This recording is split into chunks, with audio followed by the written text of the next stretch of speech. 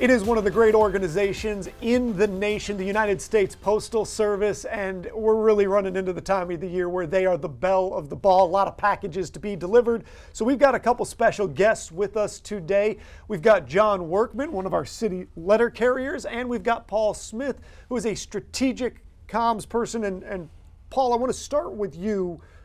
As you guys head towards this busy time of year, what is it that you have to prepare for? What sort of scope are we looking at here?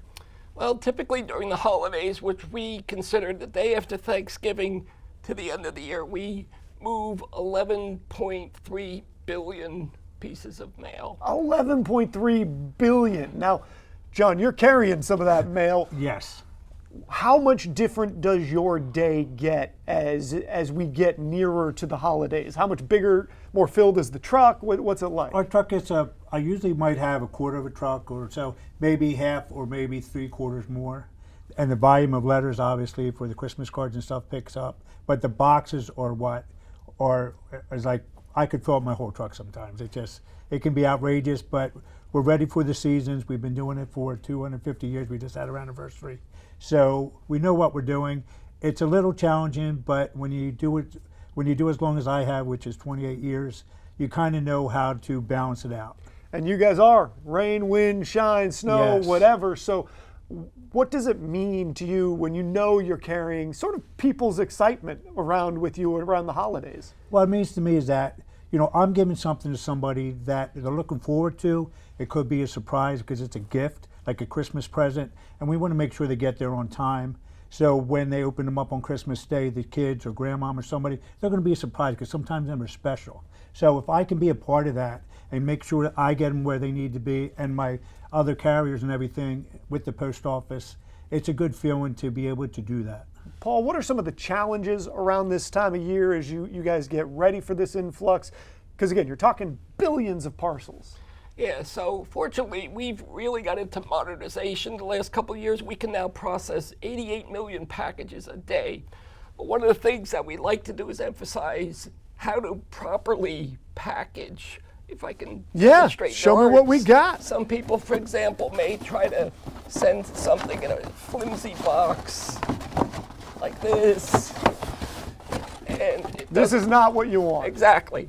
So what we do is we encourage people to use either our priority boxes or a sturdy box. So for example, here we have Vlad Smith sending to Tad Smith. Vlad and Tad. Tad is going to be sad if you don't use some pads. So you want to cushion the box with paper. A lot of people don't like the styrofoam. One of the things that I always use is make it environmentally friendly. I actually cushion with popcorn. What a great idea. It's an extra gift for the recipient, and it actually does a great job to cushion. So making sure you've got your name, your, the street, your apartment number is very important if you live in an apartment. Yeah, if you live in an apartment, because it's easy for those, they all look the same. So you got to get that number on there. John can attest to that, right? The importance. Yeah, it's very important to make sure you have your complete address, because some addresses are very long, and what happens, they might cut them out, like your unit number. So it's really important to make sure everything's on there, because as a seasonal carrier, I might know the name and where it goes, but if someone else is filling in, they might have to bring that box back. Say if I'm off that day and the next day I will be able to take it out because I know where it goes. Because if you don't know where it goes, we're not going to deliver a package unless it has the proper address on it. And John, I want to go back a little bit to what we were just talking about with Paul. You're talking about one of these flimsier boxes compared to something that's a little sturdier. For you as a carrier, does it make a difference? Are these kind of more of a pain when they're not well packaged? Yeah, the difference that it makes, because a package like this, because because you figure it's getting, wherever it's coming from, it's getting on planes, trains, and everything, and then it gets into the post office and then the trucks. And so a package like this could fall apart. And what happens is sometimes you might lose what's inside of it.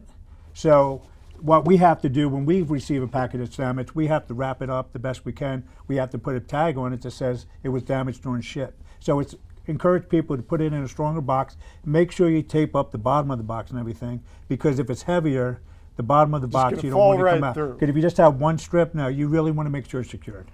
Paul, when you guys are getting ready for this, what do the people at home need to know as we head into the season? Are there any important dates, or is there anything that you want to get across to our viewers at home that just maybe aren't thinking about it yet, but it's about to show up? Yeah, the deadline. So for first class mail, December 17th, Ground Advantage as well. Then you have priority mail for December 18th, and the last minute procrastinators is Priority Express, which is December 20th.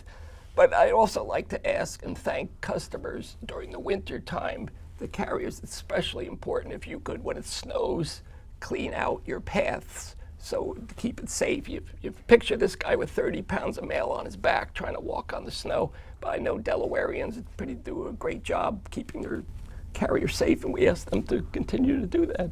Is there anything you guys want to add before we get out of here? Just with Operation Santa, it's our 113th year. You can actually go online, USPS operationsanta.com, where you can adopt letters to Santa, fulfill the gifts for the needs of the kids that are asking for things. It's sad sometimes they ask just for coats for their parents and things like that. So it tugs at your heart, but it's a great program where we can help Santa do his job, help get some great gifts out there to kids and families in need. And they get there because these guys deliver the mail, they get it out there.